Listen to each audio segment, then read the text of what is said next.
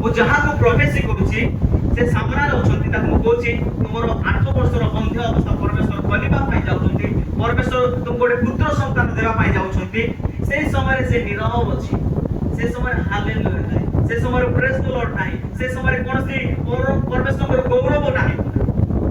ଆଉ ଜଣେ ସେଠି ସ୍ତ୍ରୀ ଲୋକ ଅଛି, ସେ ଚିଲେଇକି ହାଲେଲୁୟା କହୁଛି, ସେ ଚିଲେଇକି ପ୍ରେଜ୍ ଦ ଲର୍ଡ କହୁଛି, ଆମିନ୍ ଆମିନ୍ ଆମିନ୍ କହୁଛି। ତାପରେ ପରମେଶ୍ୱର ସାରାଲି ମୋତେ କଥା କହିଲେ, ଆମେ ୟାର ପ୍ରତିଜ୍ଞାକାରୀ, ଆମେ ତାକୁ ଦଉଛୁ। Hallelujah hallelujah. ଏ ଯୋଉ ମୋର ବାକ୍ୟକୁ, ମୋର ପ୍ରତିଜ୍ଞାକୁ, ଏ ବାକ୍ୟକୁ ଗ୍ରହଣ କରୁନାହିଁ, ଏଥିପାଇଁ ଯୋଉମାନେ ଗ୍ରହଣ କରୁଛି ତାହାକୁ ଦିଆଯାଉଛି କହିଲେ। ହାଲେଲୁୟା। ସେ ଗ୍ରହଣ କରୁଛି, ପରମେଶ୍ୱର ମୋତେ ଗର୍ଭ ଅବସ୍ଥା, ସେ ମଧ୍ୟ ବନ୍ଧ୍ୟା କରିଥିଲେ ମାନେ ଯେତେବେଳେ ସେ କଣ ତାଙ୍କ ଗର୍ଭରେ ଗୋଟେ ସନ୍ତାନ ହେଲା, ସେ ପୁତ୍ର ସନ୍ତାନ, ତାଙ୍କ ମଧ୍ୟ 4-5 ବର୍ଷ ପରେ ଗୋଟେ ସନ୍ତାନ ହେଲା।